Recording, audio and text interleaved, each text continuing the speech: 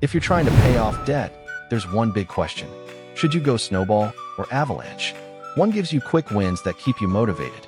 The other saves you the most money in the long run. Both promise to get you debt-free faster. But which one actually wins when you've got $10,000 to pay off? Today, we'll put both strategies head-to-head.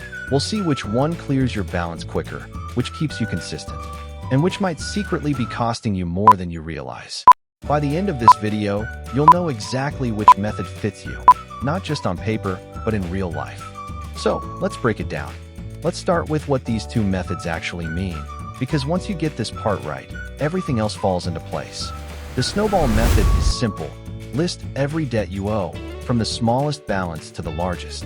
Then, pay minimums on everything, except the smallest one. You attack that smallest debt with every extra dollar you can find.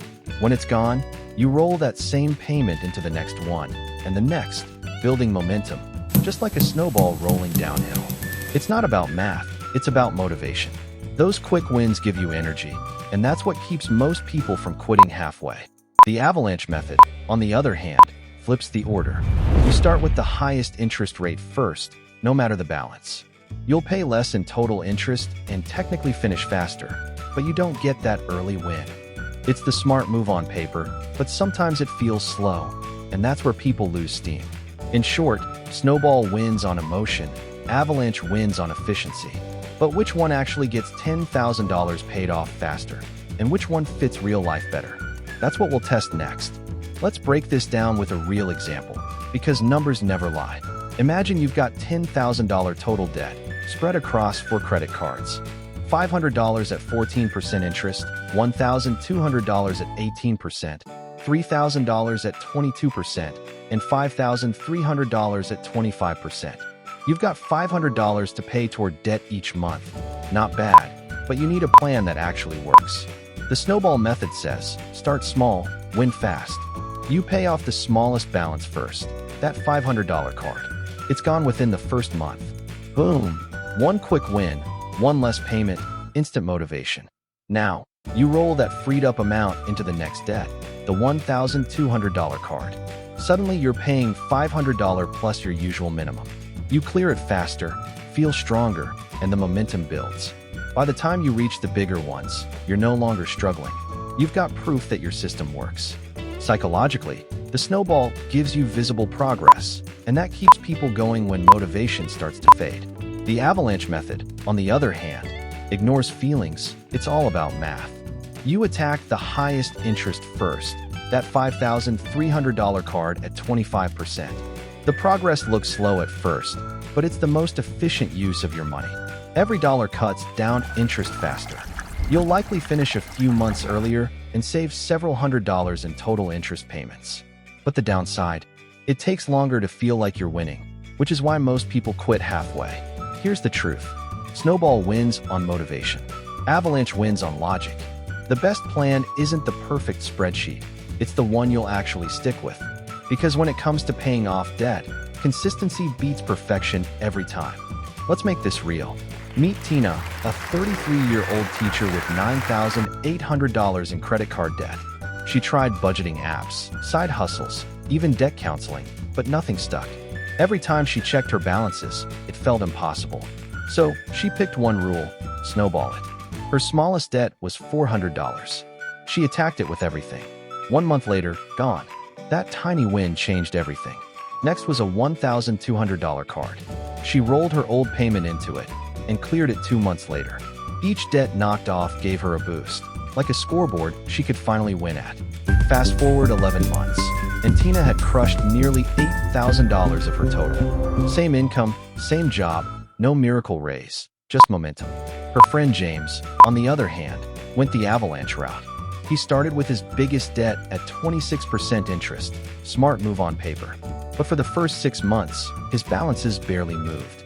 He started losing steam, skipped a few payments, then switched to Snowball. That's when progress finally felt real. Both methods work, but Tina's story shows what most people find out the hard way. When you can see small wins, you keep going.